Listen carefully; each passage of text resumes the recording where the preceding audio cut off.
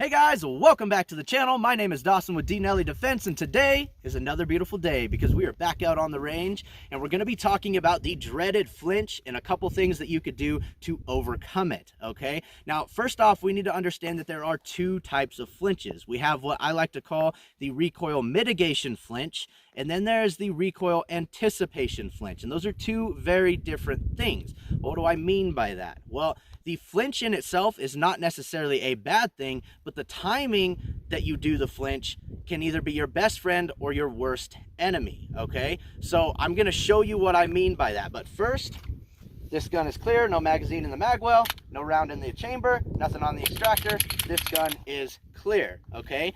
So this is what I'm going to call the recoil mitigation flinch. So that's where your sights are on target, you take the shot lands exactly where you want it to, and in order to control that recoil and push your sights back down onto target, you have this little flinch, okay? That's a flinch response to the recoil. That's the recoil mitigation part of it, okay? Then you have the recoil anticipation. That's where you get all this built up anxiety, and instead of leaving your sights right where they need to be, I'm gonna do this in slow motion and kind of exaggerate it, you go, and then you pull the trigger, okay? And what's happening there is you forget that you have the fine motor skill of just being able to move your trigger finger independent of moving the rest of your hand. You get all this anxiety built up over the shot, and then you kind of jerk that trigger and drive your sights down before you actually pull the trigger.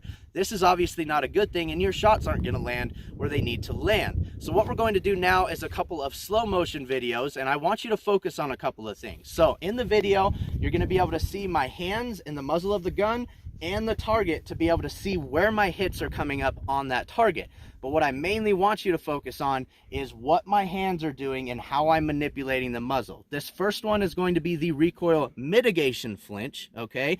So that's where I'm taking a shot and then I'll flinch to drive my sights back down onto target. So what we did is my wife filled up my magazine and she put a dummy round somewhere in there. So that round will go in and obviously I'll pull the trigger, nothing's gonna happen. And that's where I really want you to focus on what happens to the muzzle. And then we're going to explain what you guys just saw.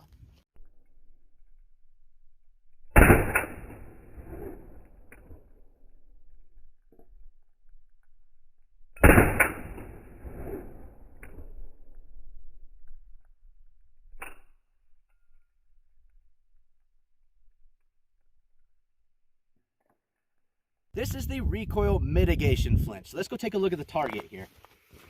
So as you can see and could see in the video, all of my shots were right on target. Now once I hit that dummy round, you can physically see me kind of pushing the barrel down when it clicked and there was nothing that actually fired. That is me actually trying to manage the recoil, okay? I'm trying to push my sights back down onto target so that I can have a quicker follow-up shot. When all of your shots are where you want them to be, you don't have to worry so much about that, okay? That is not a bad thing. Now we're gonna do a video on the recoil anticipation flinch, and I want you guys to pay attention to the same thing, right? Really watch the muzzle of the gun and how I'm manipulating it, especially before the shot, okay? So let's do that one.